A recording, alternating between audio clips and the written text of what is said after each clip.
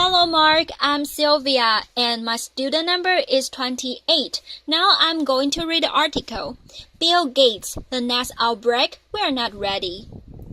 When I was a kid, the disaster we worried about most was a nuclear war.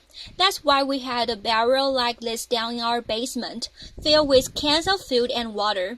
When a nuclear attack came, we were supposed to go downstairs, hunker down, and eat out of that barrel. Today, the greatest risk of global catastrophe doesn't look like this. Instead, it looks like this. If anything kills over 10 million people in the next few decades, it's most likely to be a highly infectious virus rather than a war. Not missiles, but microbes. Now, part of the reason for this is that we've invested a huge amount in nuclear deterrence, but we've actually invested very little in a system to stop an epidemic. We are not ready for the next epidemic. Let's look at Ebola. I'm sure all of you read about it in the newspaper. Lots of tough challenges. I followed it carefully through the case analysis tools we use to track polio eradication. And as you look at what went on, the problem wasn't that there was a system that didn't work well enough. The problem was that we didn't have a system at all. In fact, there are some pretty obvious key missing pieces. We didn't have a group of epidemiologists ready to go, who would have gone, seen what the disease was, seen how far it has spread. The case reports came in on paper. It was very delayed before we were put online, and they were extremely inaccurate. We didn't have a medical team ready to go.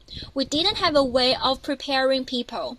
Now, Medicine Sans Frontiers did a great job orchestrating volunteers, but even so, we were far slower than we should have been getting the thousands of workers into these countries.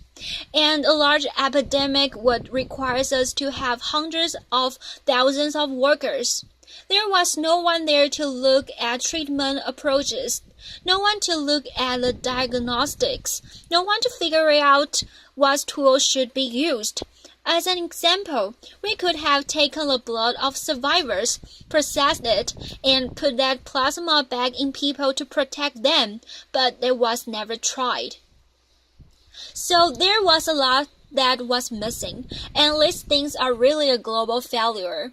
The WHO is founded to monitor epidemics, but not to do these things I talk about. Now, in the movies, it's quite different.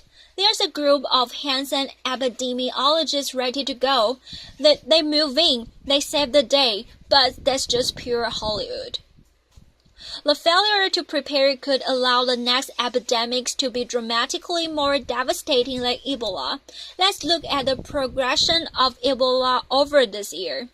About 1,000 people died, and nearly all were in the three West African countries. There's three reasons why it didn't spread more. The first is that there was a lot of heroic work by the health workers. They found the people and they prevented more infections. The second is the nature of the virus. Ebola does not spread through the air, and by the time you're contagious, most people are so sick that they are bedridden. Third, it didn't get into many urban areas, and that was just luck. If it has gotten into a lot more urban areas, the case numbers would have been much larger. So next time, we might not be so lucky. You can have a virus where people feel well enough while they are infectious that they get on a plane or they go to a market.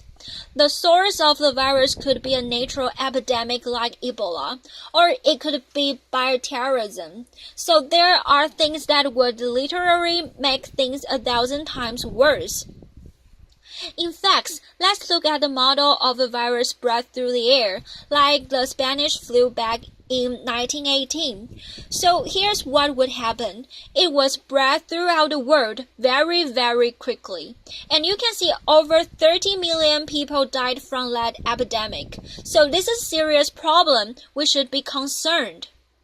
But in fact, we can build a really good response system. We have the benefits of all the science and technology that we can talk about here. We've got cell phones to get information from the public and get information out to them. We have satellite maps where we can see where people are and where they are moving. We have advances in biology that should dramatically change the turnaround time to look at the pathogen and be able to make drugs and vaccines that fit for that pathogen. So we can have tools, but those tools need to be put into an overall global health system, and we need preparedness. The best lessons, I think, on how to get prepared are again what we do for war. For soldiers, we have full time waiting to go. We have reserves that can scale us up to large numbers. NATO has a mobile units that can deploy very rapidly. NATO does a lot of war games to check. Are people well trained? Do they understand about fuel and logistics and the same radio frequencies? So they are absolutely ready to go. So those are kinds of things we need to deal with an epidemic. What are the key pieces? First, we need strong health system in poor countries. There where mothers can give birth safely, kids can get all their vaccines, but also where we'll see the outbreak very early on. We need a medical reserve corps, lots of people who've got the training and background who are ready to go with the expertise. And then we need to pair those medical people with the military, taking advantage of the military's ability to move fast, do logistics and secure area. We need to do simulations during games, not war games, so that we see where the holes are. The last time the germ games was down in the United States was back in 2001, and it didn't go so well. So far the score is germs 1, people 0.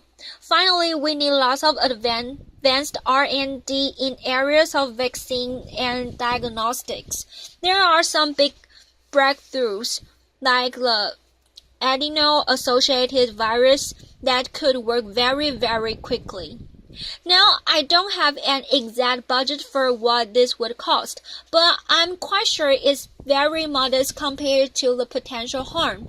The World Bank estimates that if we have a worldwide flu epidemic, global wealth will go down by over $3 trillion, and we'd have millions and millions of deaths.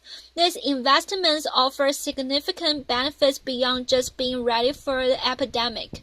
The primary health care, the R&D, those things would reduce global health equity and make the world more just as well as more safe. So I think this should absolutely be a priority. There's no need to panic. We don't have 2 hurricanes of spaghetti or go down into the basement, but we need to get going because time is not on our side. In fact, if there's one positive thing that can come out of the Ebola epidemic, it's that it can serve as an early warning, a wake-up call to get ready. If we start now, we can be ready for the next epidemic. Thank you. Thank you, Mark.